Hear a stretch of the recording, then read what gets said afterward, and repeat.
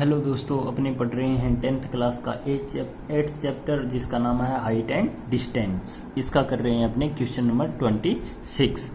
क्या है कि मीनार के आधार से और एक सरल रेखा में, मतलब मीनार के आधार से एक और सरल रेखा में 4 मीटर तथा 9 मीटर की दूरी पर स्थित दो बिंदुओं से मीनार के शिखर के उन्नयन कोण पूरक है।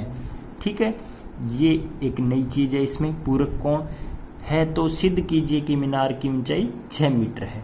यहाँ पे 6 मीटर दूरी दी नहीं है अपने को, ऊंचाई का है, प्रूव कीजिए। अब देखिए दोस्तों, ये जो मैंने क्वेश्चन नंबर 7 करवाया है लगभग उसके जैसा है, लेकिन इसमें थोड़ा सा इसको घुमा दिया पूरक कोण के कारण। अब देखिए कैसे है कि मीनार के आधार से, सबसे पहले मैं एक मीनार बना लेता हूँ।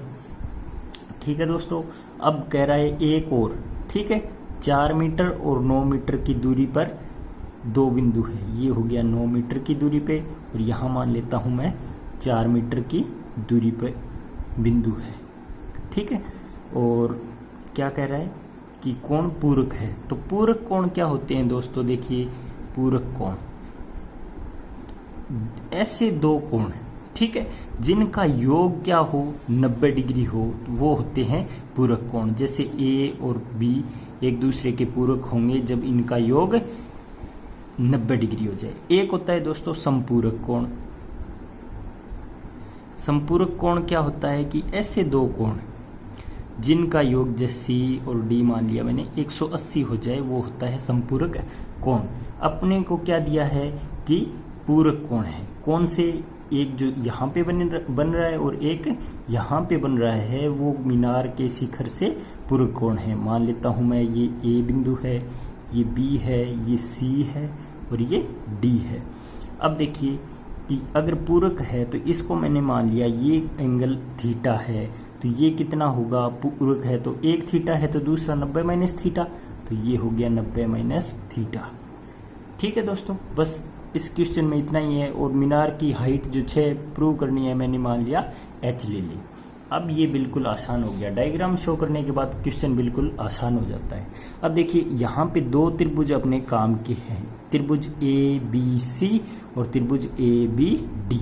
अब देखिए, सबसे पहले लेता हूँ बड़े वाला त्रिभुज, त्रिभुज ए बी डी में। ठीक है दोस्तों, अब देखो कि पहले एक क्वेश्चन करवाया था, उसमें एक देखने वाले भाई ने पूछा था कि इसमें tan ही क्यों लगा रहे हैं। देखिए दोस्तों, लाल बटा कक्का अपने जो करते हैं, लाल बटा कक्का, इसमें देखिए कि tan है, उसमें लंब और आधार आ रहा है। ठीक है, तो यहाँ इस त्रिभुज में देखिए कि अपने पास लंब भी है और आधार भी है, तो tan ही लगाएंगे।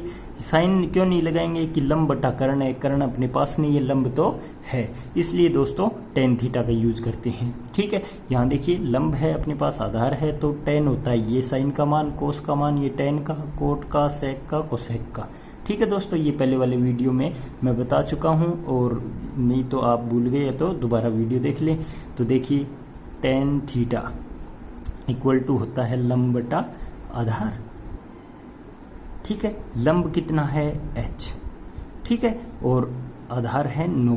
1 मिनट, ये हो गया। अपने इसको और लिख लेता हूँ नीचे, tan theta equal to h/9 समीकरण नंबर 1। ठीक है दोस्तों, अब लेते हैं छोटे वाला त्रिभुज, त्रिभुज ये ए बी सी में, ए बी सी में। तो इसमें भी क्या है, लंब है, आधार है, तो क्या लगाऊंगा? tan theta. तो tan थीटा का मान कितना है? 90 माइनस थीटा, तो 90 minus theta equal to h, यानी लंब बटा आधार। आधार कितना है? 4 मीटर, तो ये लगा दिया 4 मीटर। ठीक है दोस्तों, अब देखिए कि अपने पहले भी पढ़ चुके हैं कि tan 90 माइनस थीटा क्या होता है? Cot theta. ठीक है, ये होता है, ये फॉर्मूला है, अपने पहले पढ़ चुके हैं, तो इसलिए मेंशन कर दिया इसको। तो tan 90 माइनस थीटा को क्या लिख दिया? Cot theta equal to h/4। ये हो गई समीकरण नंबर 2। दोस्तों को क्वेश्चन में कुछ भी फॉर्मूला लगाओ या कुछ भी करो तो वो आगे मेंशन कर दो, ताकि सामने वाला जो कॉपी चेक कर रहा है उसको पता चले कि बच्चे को बहुत अच्छे से आता है। अब देखिए, समीकरण 1 व 2 को गुणा करूंगा, 2 को गुणा करने पर।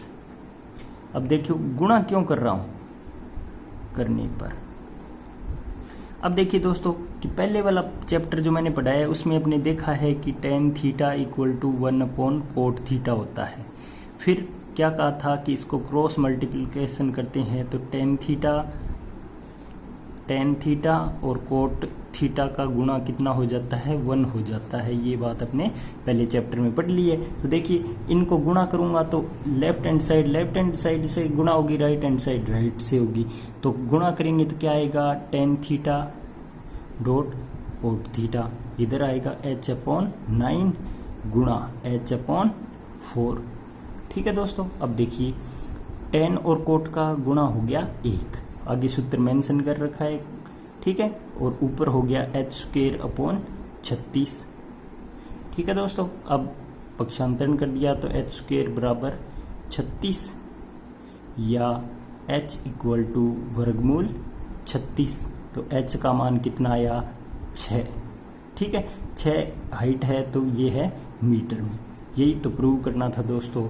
तो अपना क्वेश्चन बहुत ही आसान है, बस अपने को लैंग्वेज समझनी है। ठीक है दोस्तों, आप इस चैप्टर के क्वेश्चन करके देखें, अगर नहीं आई तो आप मेरे से पूछ सकते हैं। थैंक यू दोस्तों।